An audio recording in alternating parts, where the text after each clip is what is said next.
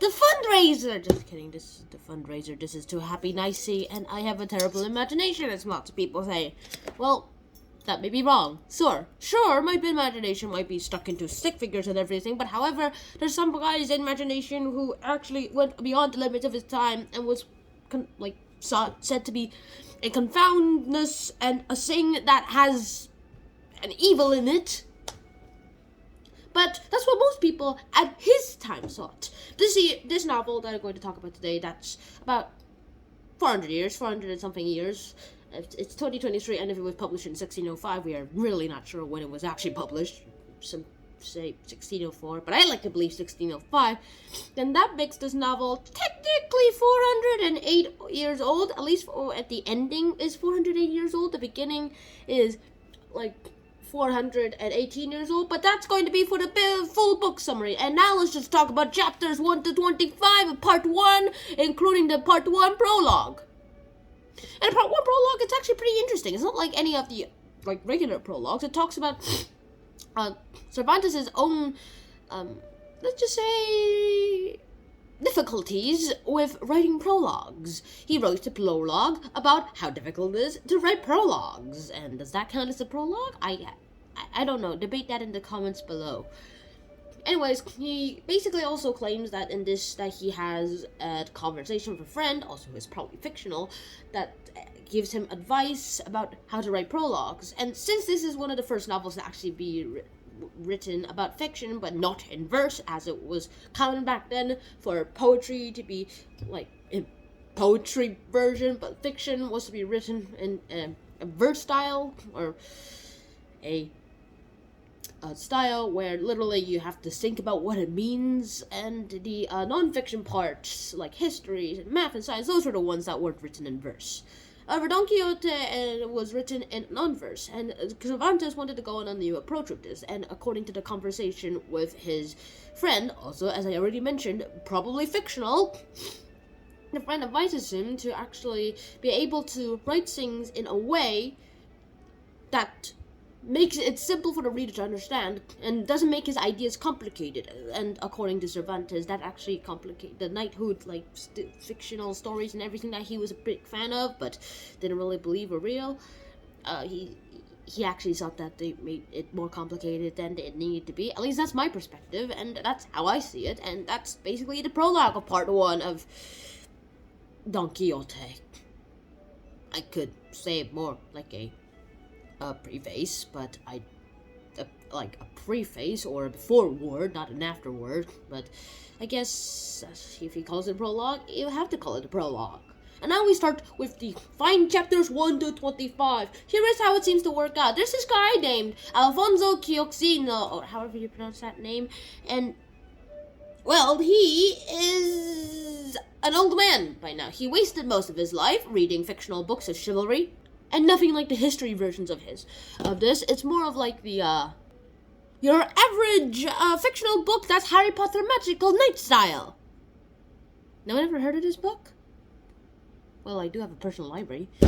And that's basically Don Quixote for you. He read so many of that book, and actually decided that after reading years and years and staying up countless nights just reading that and forgetting to actually eat his regular meals and actually believing that they were real, and became quite, by the standards of his day, and by the standards of today too, became very, very mad and insane, as some people will call it.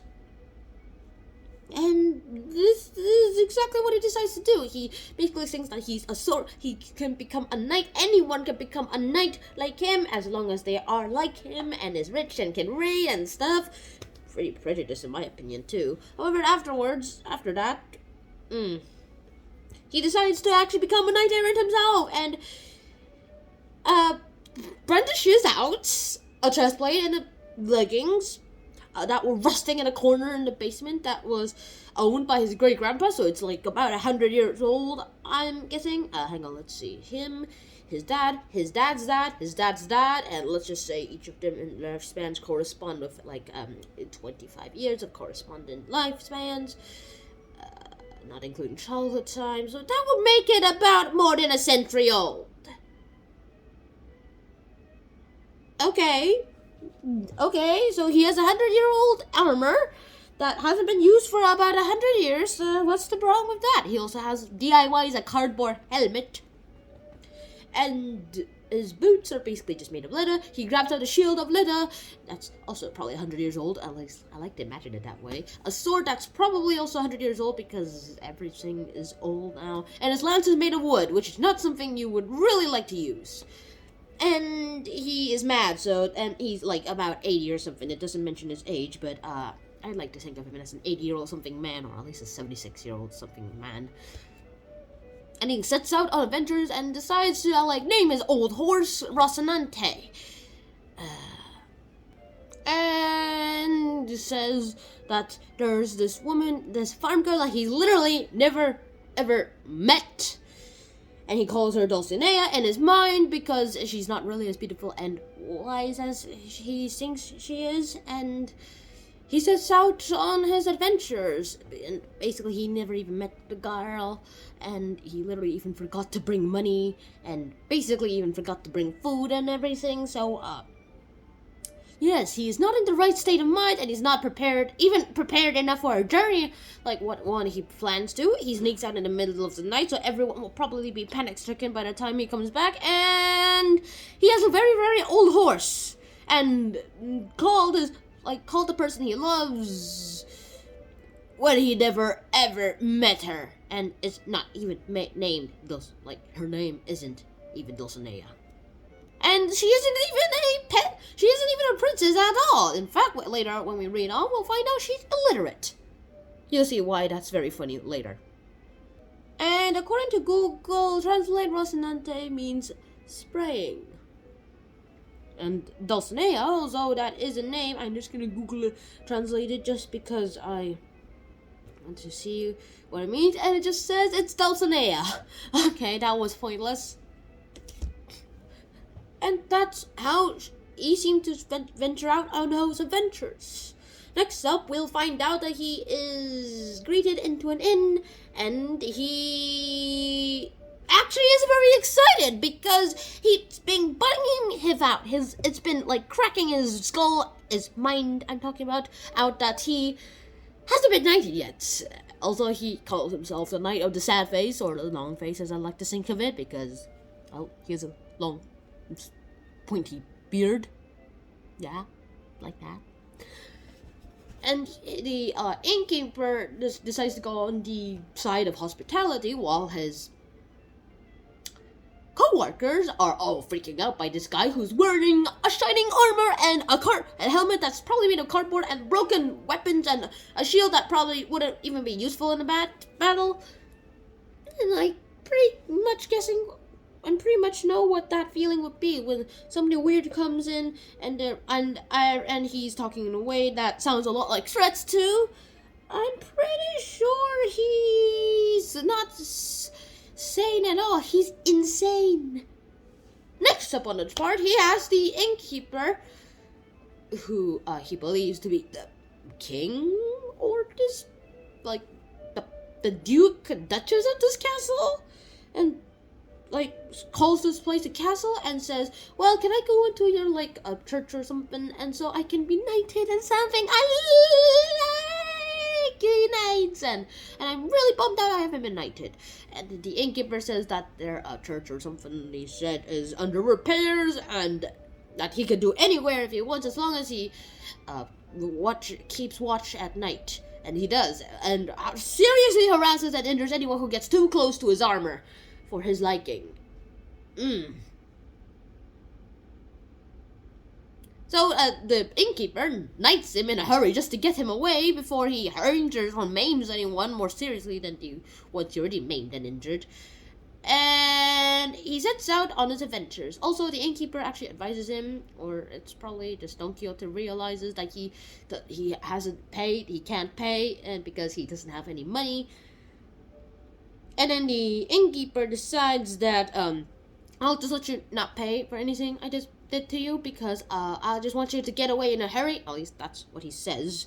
And he actually advises him to go ahead and get some coins and gold At least that's in some of the stories I heard, but in the official book, this is basically what happened. He goes ahead and he wanders onto traveling merchants and traders. And he decides that these guys must be knights like him because they're riding horses and they have umbrellas. At least I think those are umbrellas.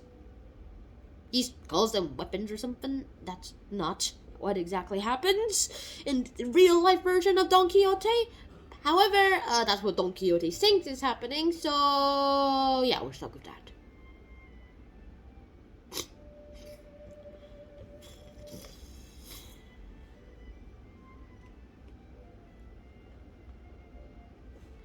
Next up, he gets beaten up by those merchants because he tells them to say that Dulcinea is the hottest girl in the world, and they're like, can we see Dulcinea so we can actually make that judgment for ourselves?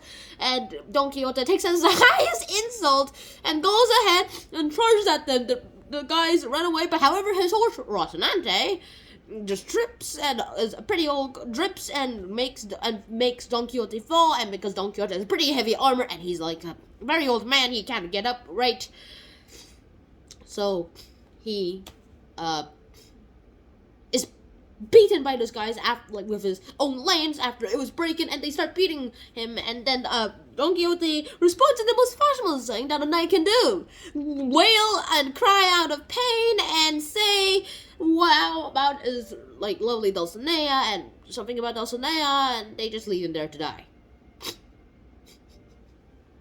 And then one of the farmers from his hometown just comes in and rescues Don Quixote and literally just goes under the cover of night to go there, and, well,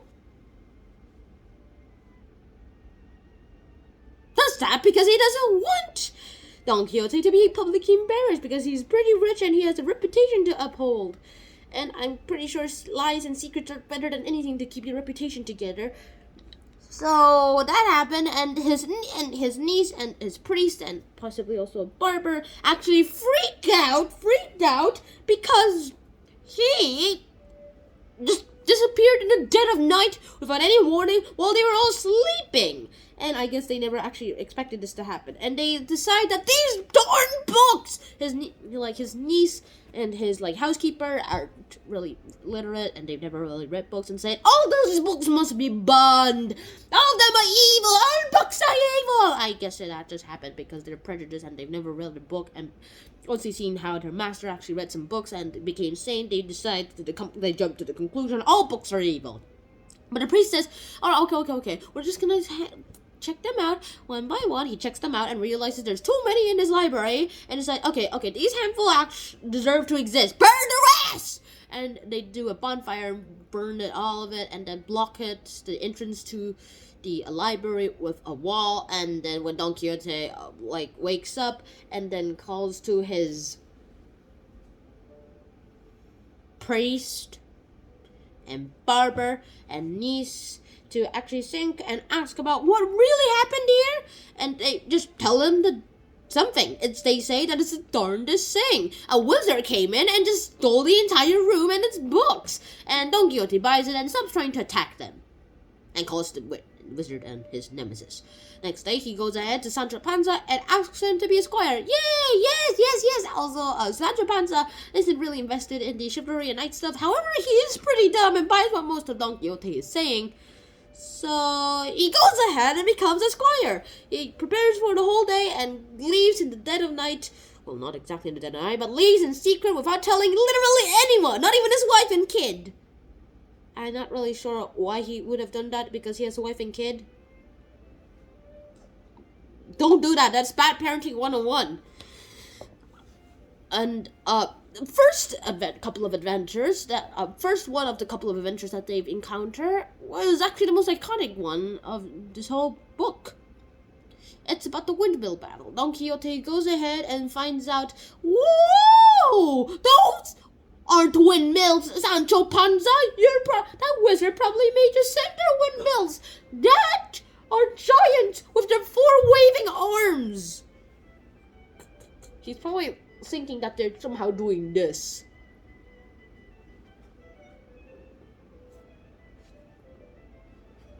Somehow. How? Anyway, so that happened, and then Sancho Panza also how many times he tries to convince Don Quixote these are windmills, his master just doesn't listen and charges them. And the wind picks up at exactly the wrong time, breaks his lance, at least also shatters it, lifts Don Quixote off Rocinante, and injures him a lot.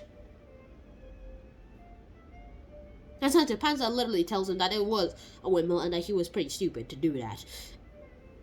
Well, I'm pretty sure that's what he's thinking in his brain. And I'm still pretty surprised that he doesn't think that his master is still a little insane, though. Also, I'm pretty sure he just thinks Don Quixote is sane, but is a bad decision maker. Use the Eisenhower decision matrix, people.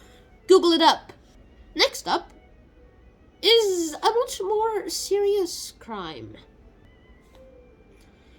Let me explain. So this happens, and then Don Quixote decides that, well, after the merchant and windmill incident, and then finally he goes ahead and stumbles upon a bunch of shepherds, and he goes ahead into the funeral just to see what's happening, and then there's the funeral guy died of lovesick, according to the guys, and he made sure that this poetry would be talked about, would be said all around the funeral, about this woman named Alcinea and why she should marry, and cursing her her non-marrying stuff, and her praising her beauty and everything, basically saying that she's beautiful and that she's a bad person by not marrying any one of them.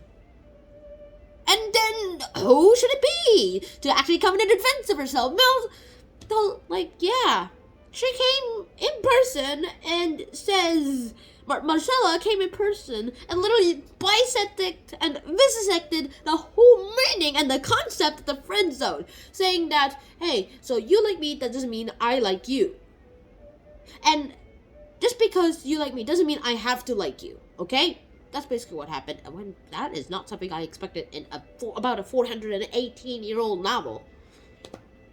Wow, Cervantes was really ahead of his time, to be honest. Gender equality, social equality, Sancho Panza and a master, Don Quixote, talking together in the same way. That is not something you would expect in old novels until the 20th century. Which is exactly what I thought. Wow. And then afterwards, after doing that incident, and then they decide to go in ahead with Marcella just to offer their services so that they will protect her and they will make sure that no one actually marries her or something, or at least even tries to flirt with her. Well, yeah, they don't find her, and it's probably for the best. But however, in the woods while they're resting, Rocinante decides that he wants to baby some ponies that he saw that were pretty expensive too at the thing, and so that happened, and well, they beat him. The owners of the ponies who were watering them beat him for trying to mate with them, and Don Quixote and Sancho try to rescue Rocinante, but just get kicked in the butts, which is not something you would expect of a knight. Next up, we have a bunch of mishaps again. Number one mishap that happened next is this. There's a barber that comes in and he has something shiny, he's wearing something shiny on his head, and when Don Quixote sees it, he's like, hey, it's a barber's base. And Sancho Panza calls it a barber's basin, but however, Don Quixote calls it something, the helmet of Mambrino, and however many times that Sancho keeps on insisting that it's the barber's basin and that the barber just has nothing on, can't carry the barber's basin, so he's just wearing it on his head. And so Don Quixote charges and says, I need that helmet of Mambrino, it's mine. And the barber, before being struck, just gets terrified, runs away, drops his barber's basin, and Don Quixote claims his prize, wears it on his head, and even though it doesn't fit, he just keeps insisting it's the helmet of Mambrino, even though Sancho Panza keeps insisting it's a barber's basin. Yeah. I had to laugh, alright? I had to pause the video. Next up, it's is a much more serious crime. This happens. So, galley slaves get into the path of Don Quixote and Sancho Panza, and they're like, okay, what? Don Quixote is like, what did these guys do wrong? He asks them what they did, and then realizes that, hey, let God, when they die, let God punish them. Not now, because they've done nothing wrong to you. Like, guard, and the guard all laughs, thinking, is this old man insane? Is this guy for real? And when one of the guards aren't looking there, and then Don Quixote strikes and actually injures him a lot, so the other guards are pretty stunned by this, and they all start charging Don Quixote. Don Quixote just blocks almost all the stones with his shield. However, it's made of leather, so it's a pretty bad shield. And however, the guards lose this battle because the galley slaves are freeing themselves, unchaining themselves, so they have to fight two people, a bunch of slaves who are pretty much criminals and did so many crimes, much more than Don Quixote. Don Quixote only did them in his insanity.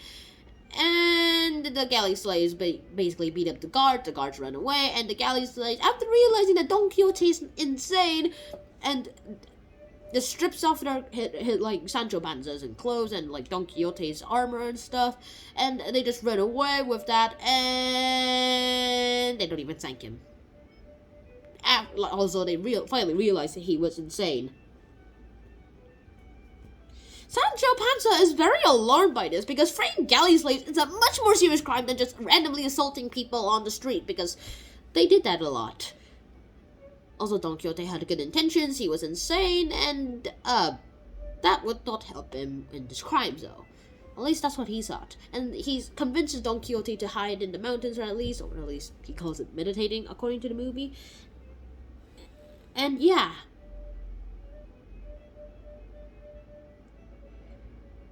Alright, this is when the love triangle seems to start off. So then afterwards, they're like, go ahead. After stealing some people's stuff, they find out inside that there's a sack of coins, which Sancho takes as much as he wants them, because finally an adventure that pays. He needs some money. And then he goes ahead and they find a poetry book. Inside the poetry book, there is a lot of lovesick people about this author guy who is like talking about his like lost love or something, and Don Quixote is so smitten by this that he decides, hey, we have to find this guy. Okay, Sancho Panza says, and then they actually finally find a guy. Don Quixote just hugs him as an old friend, as if he was an old friend. Awkward. And asks and says he wants to try to help him, whatever the situation may be. So Don Quixote and the guy just sit down, and he tells a story. It turns out his name is Cardenio. Basically, he likes this girl. They've been friends and they liked each other for a while. Their parents totally approved, and everyone just thought it was a matter of time before they married.